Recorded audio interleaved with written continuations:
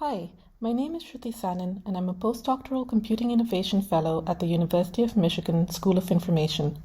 In this talk, I'm going to present some findings from our paper titled Disability Activism on Social Media, Sociotechnical Challenges in the Pursuit of Visibility, on behalf of my co-authors Jordyn Young, Erica Shusas, and Andrea Forte from Drexel University. Disability activism has a long, rich history of challenging discrimination and oppression and demanding equity and justice.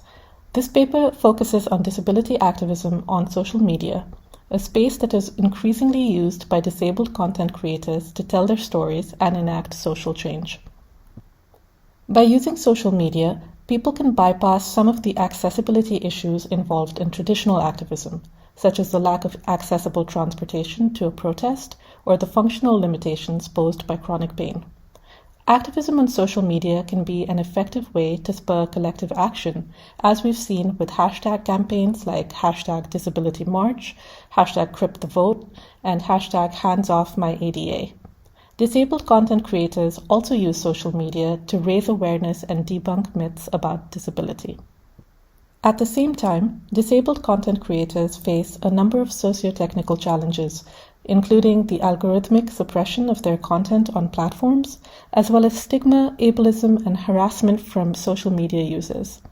As such, engaging in disability activism online can be a complex risk-benefit calculation. In this study, we wanted to understand how disabled content creators navigate disability activism on social media, including their goals, the challenges they face, and the strategies they use to mitigate these challenges. We interviewed 20 disabled content creators about their experiences. We used a qualitative approach drawing on principles of grounded theory, an inductive method through which we iteratively collected and analyzed data, and continually diversified our sample to see how our findings varied across different dimensions. Our efforts were informed by work in disability studies and the disability justice space in a few key ways, including centering the expertise and voice of disabled people and examining how sociotechnical structures can perpetuate exclusion, and we talk more about this in the paper. Our participants were 20 disabled content creators who engage in activism on various social media platforms, including TikTok, Twitter, and Instagram. Participants reported a range of disabilities, including mobility impairments, ASD, mental health conditions, and chronic autoimmune illnesses, and several had multiple disabilities. The average age was 30 years, just over half of the participants were women, and just over half were white. Visibility was the core theme that cut across our findings. Participants needed visibility to be successful online activists, but they also encountered many socio-technical challenges around gaining visibility. They also had to counteract the costs of visibility, particularly harassment, as a marginalized group. Creators saw gaining visibility on social media as a necessary part of being an effective activist. Since disabled people are often underrepresented in public discourse, creators felt it was important to share day-to-day experiences that emphasize marginalization.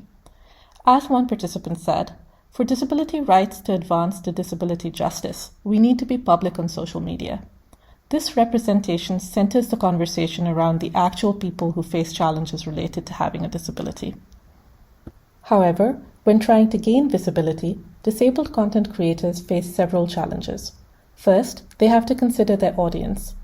Deciding on what content to post was described as a balancing act. Participants wanted to be informative about disability while also being entertaining and fun to keep people interested. Participants were concerned that disability content that was deemed to be too serious could lead people to stop following them, thereby decreasing their visibility. A second major challenge to gaining visibility is contending with algorithms. Many participants had experienced their disability content being suppressed on platforms such as TikTok. For example, one participant noticed that videos with the hashtag #InsulinForAll definitely get suppressed and never reach people. Some participants examined their personal data analytics to see what content becomes popular and what gets suppressed. Based on theorizing and testing the algorithm, participants came up with strategies to mitigate the impact of algorithmic suppression.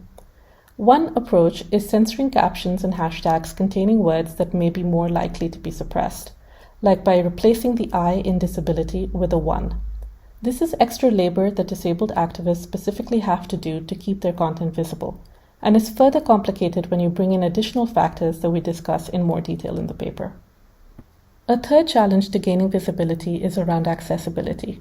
Disabled social media activists have to navigate accessibility issues from two perspectives, as users and as content creators. As users, they have to navigate platforms that can be inaccessible in a number of ways. For example, some participants said it took a lot of physical dexterity to make videos and that they spent a disproportionate amount of time to do so.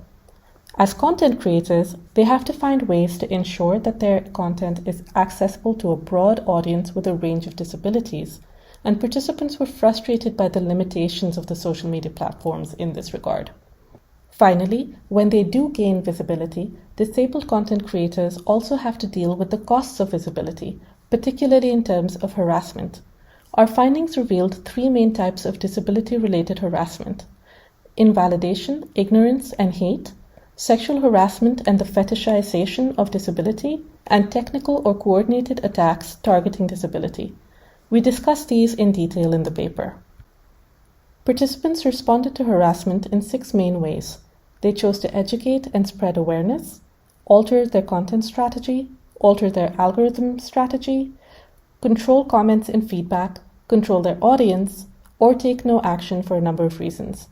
All of these responses also had costs and are explored in depth in our paper. Next, we briefly describe 2 of these strategies.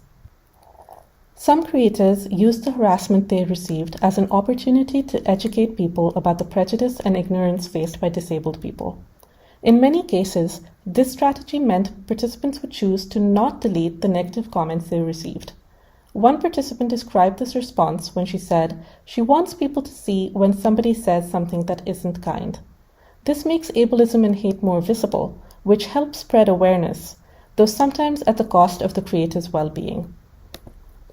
Participants also drew a connection between the harassment they faced and the algorithms underlying social media platforms, theorizing that they received more harassment when the algorithms served their content to a broad audience that may not be receptive to marginalized identities. A participant described this experience as getting on the wrong side of TikTok. Creators would then attempt to get back to a more receptive audience by posting appeals to ask pro-disability people to engage with their content in order to redirect the algorithm. The participant decided to use this strategy and said, "Lo and behold, I put that video up and I got back onto the right side." Our analysis of harassment responses revealed that disabled activists have to make a key trade-off between gaining visibility to further their activism goals, such as by leaving their harassment visible to their audience, or protecting themselves from harm, such as by deleting content. In the paper, we discussed the implications of this trade-off for how technology can be designed to reduce the risks people experience by being highly visible activists on social media. I'd like to end this talk by highlighting our key contributions. First, we find that visibility is essential for successful online activism, but that the pursuit of visibility requires disabled content creators to navigate additional challenges, including social stigma, algorithmic suppression, accessibility issues, and a heightened risk of harassment. We highlight how social media activists need to use both social and technical strategies to contend with these challenges.